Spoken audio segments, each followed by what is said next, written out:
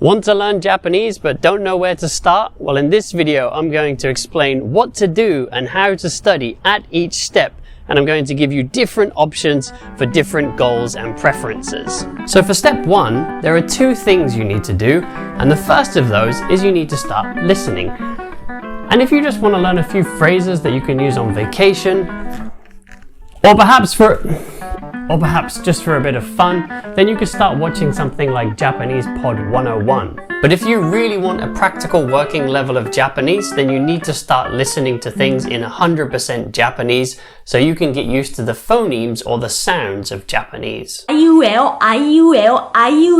the beginning, you can use things that are a bit easier, like for example, podcasts for beginners or perhaps TV shows for children. The second part of step one is learning how to read. And you might know that Japanese has 3 scripts, which is a bit confusing at the beginning, so I'm going to give a quick overview of how they are used and then how you can learn them. The first script we're going to take a look at is hiragana, which is a phonetic script, so each character just represents a sound like letters do in the Latin alphabet. If we go through the columns from right to left, we have a, I, U, E, O, kakiku, keko, and so on. Then the other phonetic script you need to learn is katakana, which looks more rigid or boxy than hiragana. It has straighter lines. And this script has the same sounds as hiragana. So also from right to left is a, I, U, E, O, kakiku, keko, and so on. So some of you might be going, why are there 2? Well, katakana is used for foreign words or names like McDonald's. It's also used for some slang, some onomatopoeia, for emphasis, for stylistic reasons, or for some kanji that are rare or difficult to write. And that brings us to our third and final script, the one that keeps Japanese learners up at night. Kanji. Kanji represent meanings, and most of them have multiple ways to read them, and they need to be learned if you want to read anything that wasn't made for children or for Japanese learners. Here are 2 words with 3 kanji characters. The other one is hiragana, the phonetic script we saw earlier. And these 2 are the same kanji, which has the meaning of talk or tale. Although the reading or the pronunciation is different, we can see it's wa in kaiwa and hana in hanasu. This kanji will usually show up in words related to talking or stories like phone, topic, fairy tale, or sign language. So don't worry about what each part means at the moment, but if we have a sentence like I eat pizza, you can see that all 3 scripts are used. And this is how most things are written in Japanese, with a combination of all 3. And this may seem overwhelming at first, but I promise after some time it just starts to make sense.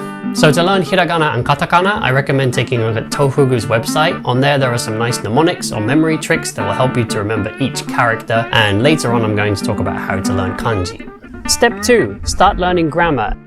If you only want to learn some basic grammar, or you're just someone that likes working with a textbook, then here are 2 options that are popular for self-study. Genki and Japanese from Zero. Genki has a bit of a faster pace, so it's good if you just want to get through it. But if you feel like you need a bit longer to go through each step and you want a bit more explanation, then people say that Japanese from Zero has a slower pace. When it comes to the price, Genki is cheaper for the complete series because there are just 2 books. But then there are also 2 workbooks that you might want to buy as well. Japanese from Zero is cheaper per book, but in the end there are 5 books. Another plus side for Japanese from Zero is there is a free video series on YouTube by the author, and Genki also has videos but made by someone that didn't make the book. But the advantage with Japanese from Zero is it's the author himself, so he can tell you exactly why he put something in the book, why he didn't put something in the book. People say that when using Genki they found they needed to look up some bits, they weren't completely sure of everything. I guess that comes with being a bit faster paced, but then with Japanese from Zero, people say it kind of held their hand through the whole process. Or if you want to jump straight into more natural input, then I would recommend taking a look at Tae Kim's guide first. Tae Kim goes through concepts like expressing state, wants, experiences, and something that I think is really good about this is it uses unnatural translations in English to show what is really being said in Japanese. And for each grammar point that it teaches, it also has more spoken natural versions that people use.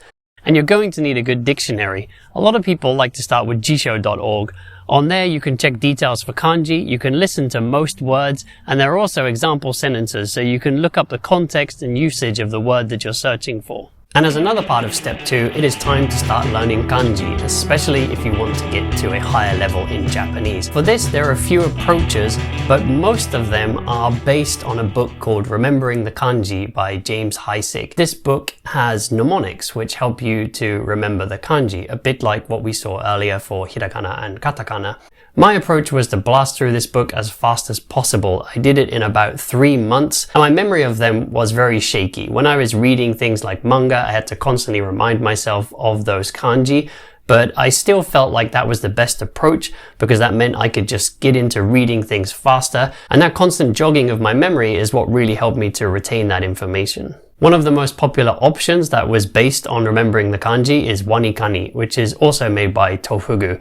And they added a lot of extra information like the readings and the multiple meanings of each kanji. But personally, I feel like it kind of ruined the idea of Heisig's book because he made it very simple on purpose. He said that each kanji should just have one key word and you should learn the readings later so you're not overloading your brain with too much information at one time, which can make it easy to mix everything up. So I agree with Heisig's approach, but some people really like wanikani, so you can take a look.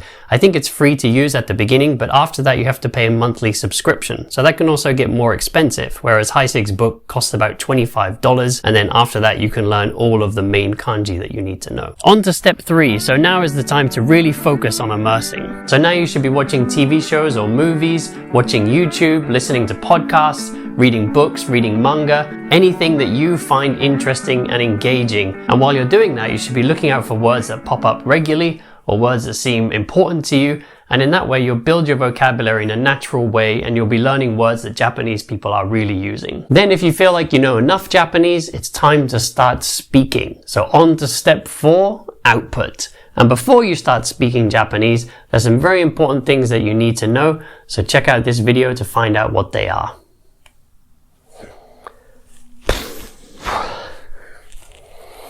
Oh yeah.